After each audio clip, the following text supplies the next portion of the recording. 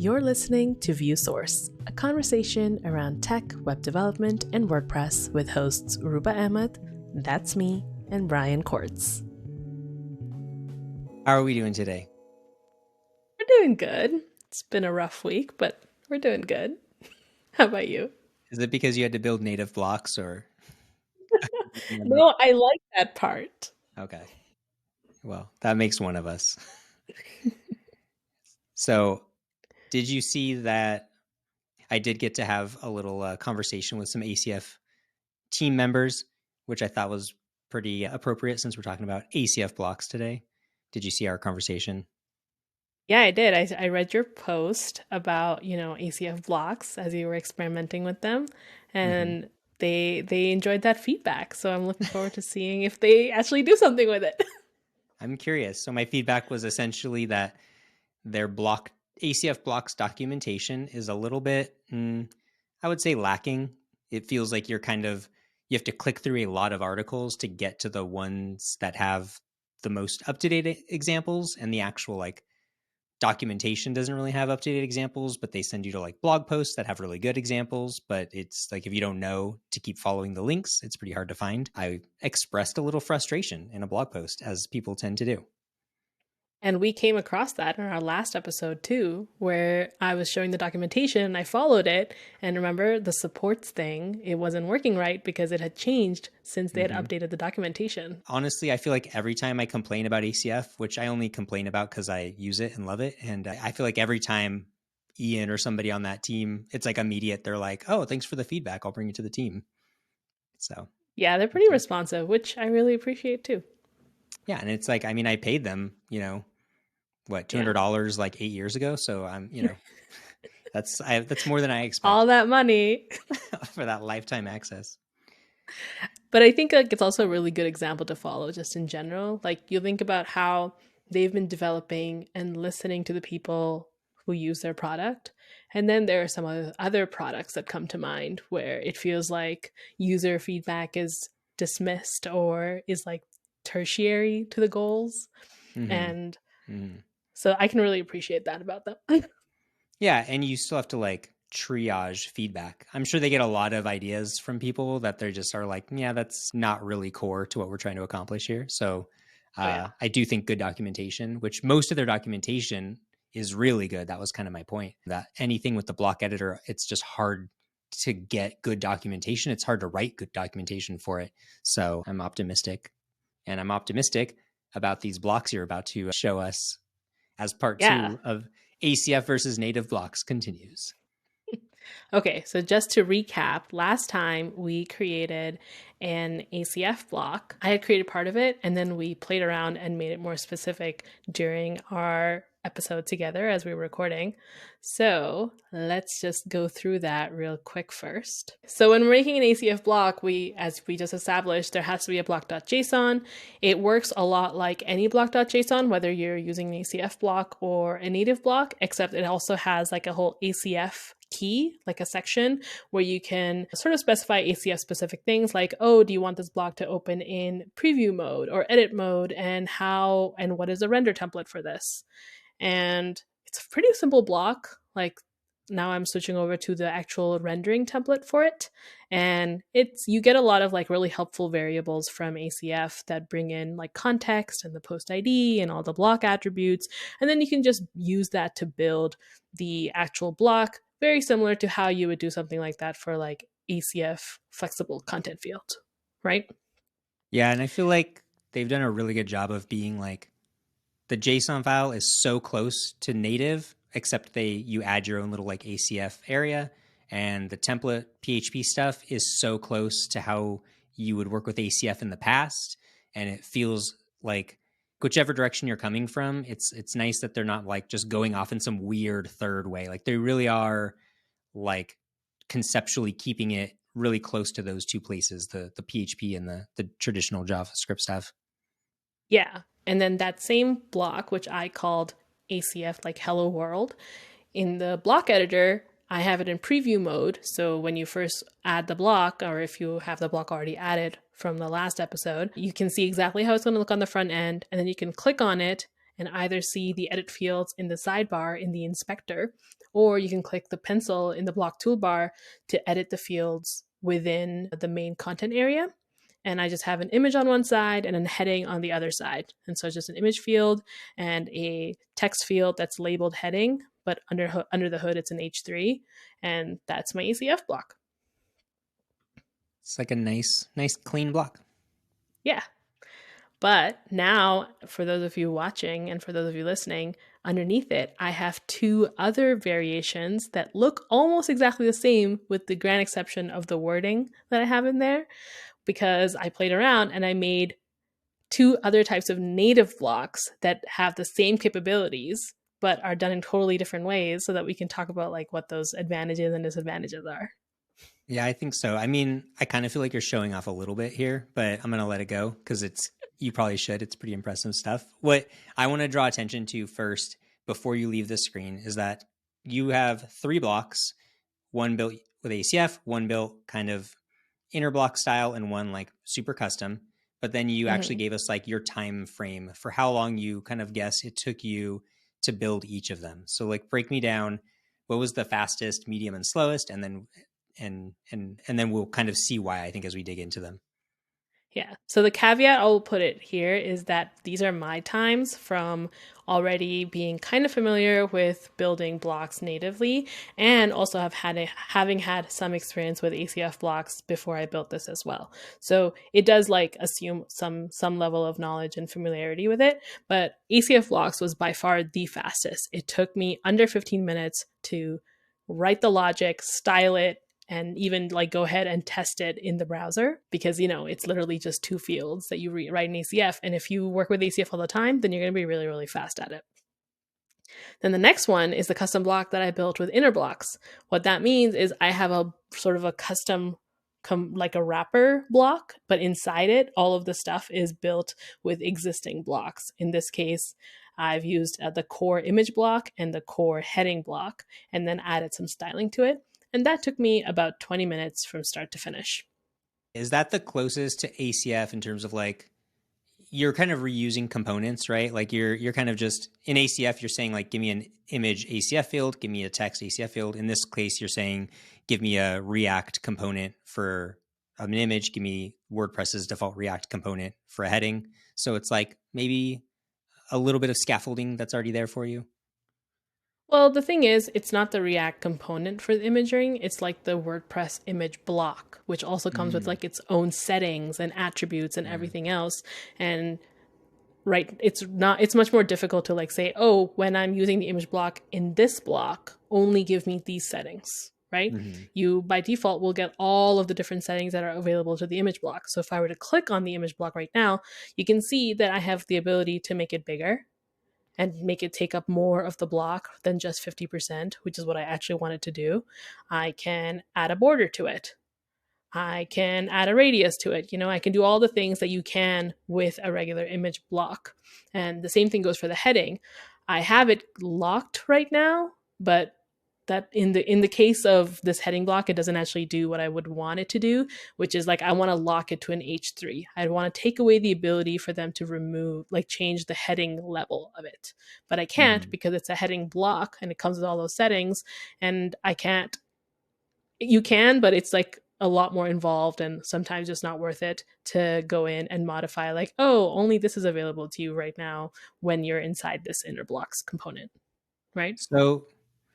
So I guess I mean, it's nice that it kind of brings everything that's part of that core block. Like, yeah, I guess I was definitely misinterpreting, thinking, oh, you're bringing in the React component. Like, you're bringing in the full block, like the UI, That's right. everything that a WordPress block. Could you, if you thought, like, if you had more time or something, do you think it's possible for you to bring in that block and then disable some of the settings? Like, I want the image block. I really don't want it to have border settings in this one particular situation. Do you think you could do that if like? Yes, I haven't played with that enough, but I know that you can filter it and say, oh, I want to turn this off and I want to turn that off. But I feel like the amount of work it could be is not, maybe not worth it, but I could Mhm. be wrong, and it could have changed a little bit in the last couple of versions since I've tested this. Interesting. But So then yeah, what's the third block? Give us the third block that took 35 minutes. This is the longest, yes. clearly the longest, clearly something's different. What's the third one?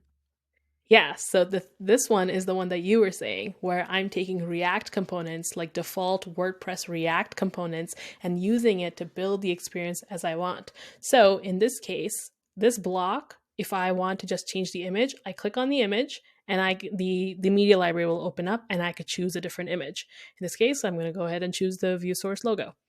And if I click on the text section, I don't see any heading things. I had no option to change the headings. It's just a text area.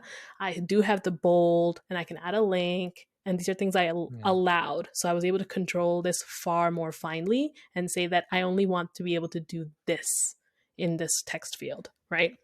So, and then in general, all I have aside from that is the ability to change the color, which shows up in the inspector for the text and the background.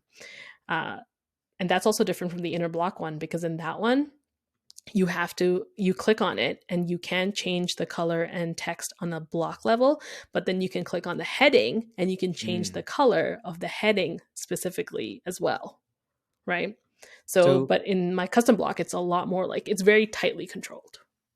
so the custom block, it's like the most amount of maybe effort, but it's the most amount of control because you're at that like React level where you're really owning what you put on there, but you're kind of Exactly. anything you want to bring, you kind of have to bring along for the ride and write the code for that versus the inner That's right. blocks method where you're just like, give me the heading block, give me this block. But like, yeah. So if you open the list view for this page, that nice like hierarchy of all the blocks on the page, your native block that uses the inner blocks really is 3 blocks. It's a block with two blocks inside of it that just they That's can't be right. moved It or changed, but they're in there.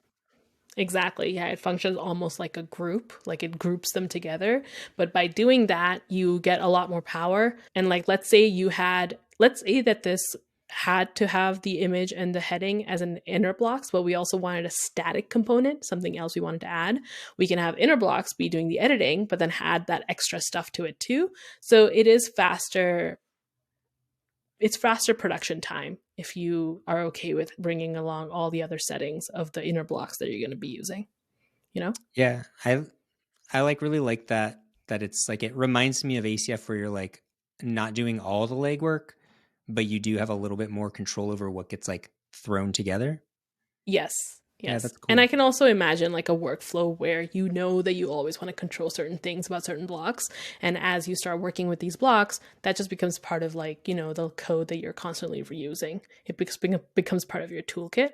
So if that's the approach that makes the most sense for the kind of work you're doing, it would speed up very significantly pretty quickly, I think. So, do you think we should take a look at the back end and the code? Because I think I have questions. Like you said, like sometimes you want to have some like extra HTML pizzazz around things, how hard that looks, Hmm. because I could Yeah. imagine how nice it would be to it's like a step past a block pattern where you kind of group a bunch of blocks together and you kind of it becomes a template you can use over and over. um, this idea that you're actually creating a custom block that has blocks inside of it, it's like similar but Yeah. different, so I'm kind of curious to see what it looks like from like a code point of view. Yeah, so here's my code editor, and this is actually all inside a theme, and it's available on GitHub if you want to play around with it. We'll link it in the show notes. But we have a source folder, and inside the source folder, there's a hello world block, which is like the one with inner blocks. And the block.json for it is actually identical, like almost identical to the ACF version, except that it doesn't have the ACF section. And it does have the editor script, editor style, and style scripts, which you have to specify for like a regular block. Whereas I think in an ACF block, you don't really need to do that because it just sort of knows. But in a regular block, you want to specify those things. And that's if you want to like bundle some like css and extra sort of backend javascript just thing outside of like the actual JavaScript that you need to write to build a block. Like that's No, like the kind of editor like, script is the actual JavaScript of the oh, block. okay, There is a front end script version that you can also add I if you see. need external stuff. But yeah, this because you could literally call this whatever, right? It's typical to call it index.js for the editor script, like the one that's actually building the block, but you don't actually have to call it that. A lot of people actually call it block.js. That's very common as well.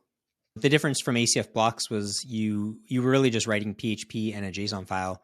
Now that you are moving to native blocks, like there is a build process, right? I mean, you do have Yes. to, have some sort of a node script on your local environment to Yeah. kind of handle the build process. What's that look like? Yeah, so if we go into my package.json, I installed the at WordPress slash scripts, which is the shorthand for it is WP scripts. I installed that, and then I had to add the script for it, which is like npm run start, which just starts WP scripts, and it will build the code in development mode, not in production, not production ready. Once it's production ready, it actually gets a lot more cleaned up, but I didn't add that script in this particular case. So you can just have the WP script start and then run it, and it will detect anything inside the source folder and create blocks from those folders if it has a block.json. So it's pretty intelligent in terms of you just need to make a source folder and then like a subfolder for all of your blocks. And it's pretty intelligent that it knows. And like that's that, like we were talking about earlier, the benefit of like naming files kind of the same way, because now you don't have to tell it Yeah. anything. As long as it knows, I know there's a block.json. I know there's going to be some sort of an index.js. I know, Mm-hmm. well, usually, That's it. technically everything could be in there, but we often see people break the save and the edit functions into their own separate files just for like kind of to keep things clean. Yeah. Um, and then what about like this, like the SCSS files, like the styles? Does it process all that too, or? Yeah, so basically for that, it will process them. So in my folders, you'll only see SCSS files. So I have an editor.scss and a style.scss. And you can choose where what is in queued. Like, oh, in the editor, do I want the style.scss or the editor.scss? Do I want both? And what do I want in the front? In the front, it's typically going to assume it's just style.scss, but you also could change that if you wanted. So let's look at, what do you think? Like the edit.js is really, the edit.js to me is like kind of like the meat of like it. Is Yeah. that where you wanted to start, or give us like the Yeah, let's JavaScript of go with these? that. Okay. Yeah. So whenever you're using innerBlocks, there's always going to be some extra, like, I guess, modules that you have to import, and that is you. It's literally called use inner block props, which is like gives us way more control over how we want our inner blocks to be presented.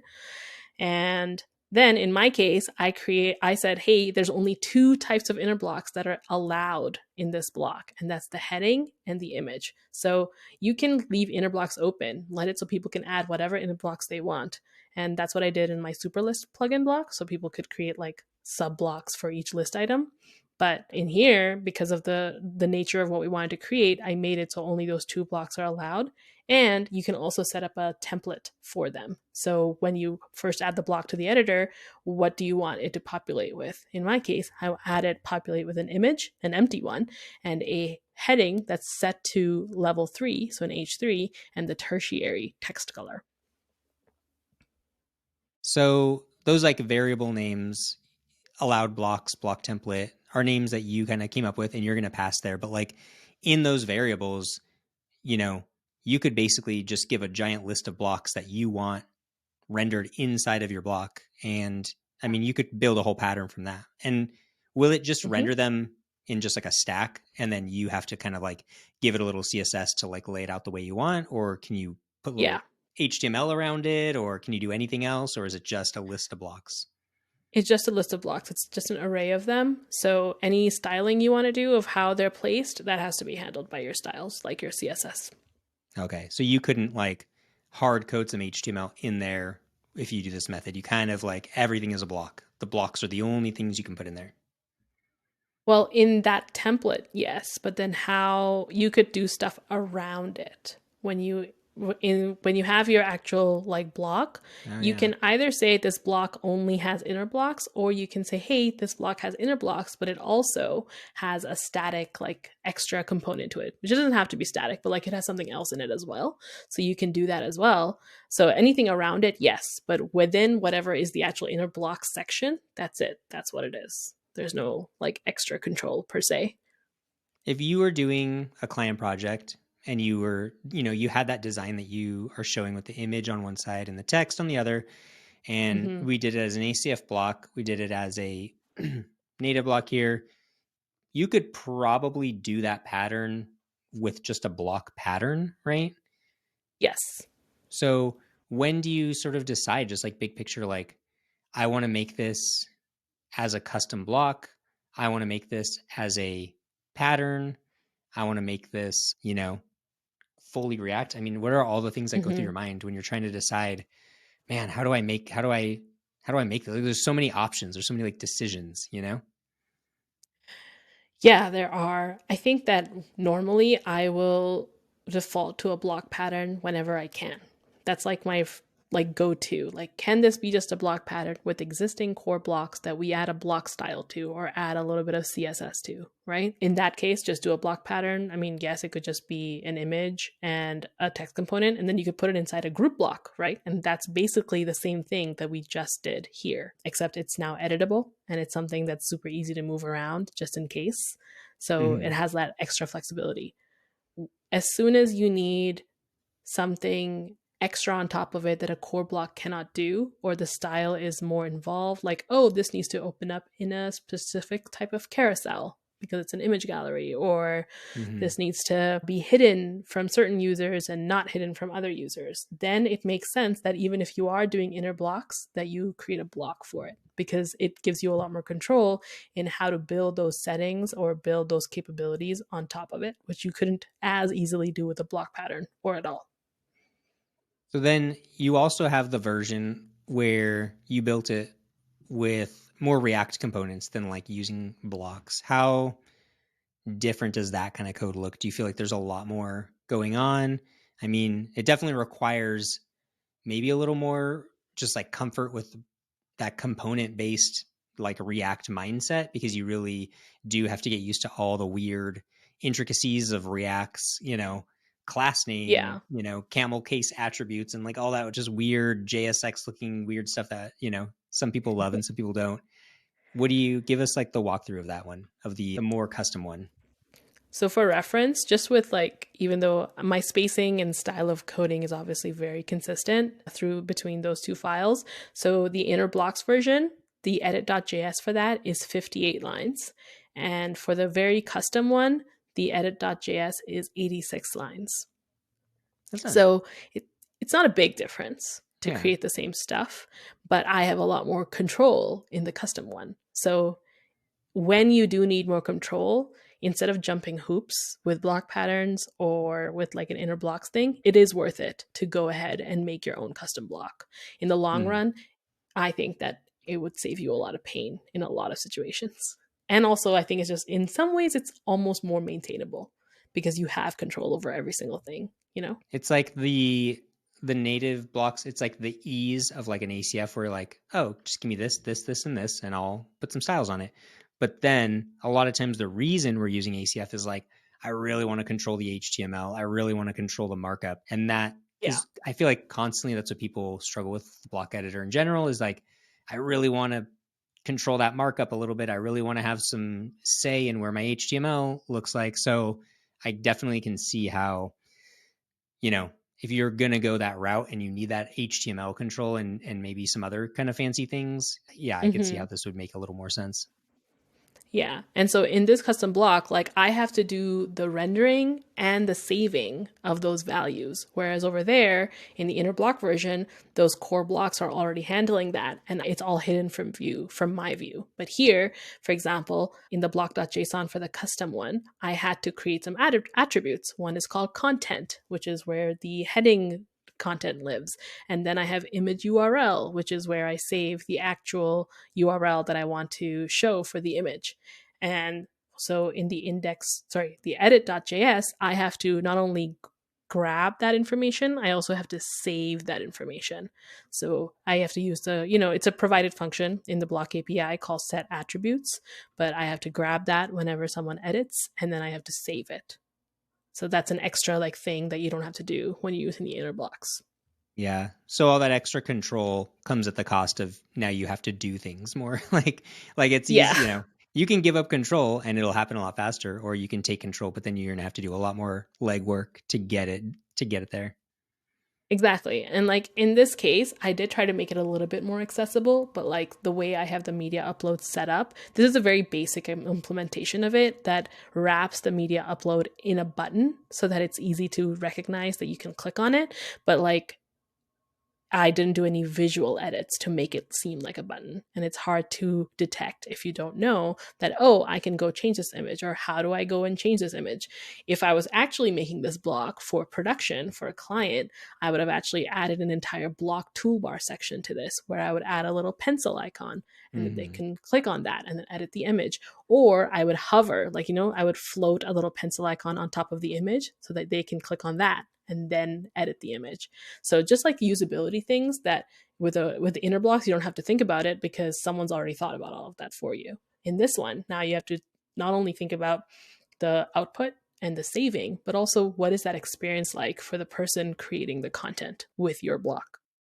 Yeah, that's actually something I feel like I've noticed and I've heard a lot of people say, which is that with a lot of custom blocks coming out, block pattern, like block libraries, like plugins that give you a bunch of blocks and stuff, a lot of them, I think, do go this route where they start having just like their own little like user interface flavor that's just not consistent across all blocks. And it's kind of annoying, I think, to people because it's like the block editor really was supposed to be like one visual language interface that we all, and you can't like you said, like if you wanted to add like a toolbar to your block the same way that all the WordPress blocks have one, like you can add Mm-hmm. buttons there, you can do that stuff, like it's all there, you can match it and Yes. stuff. But like if you start doing a little hover pencil icon here but nobody else does, or it's like all those differences, they do start to add up, they do add like a bit of a visual weight. And so I think I've And heard some also like people a just, mental weight, right? yeah, of just context switching and stuff. So you know that's just something to be aware of, I think.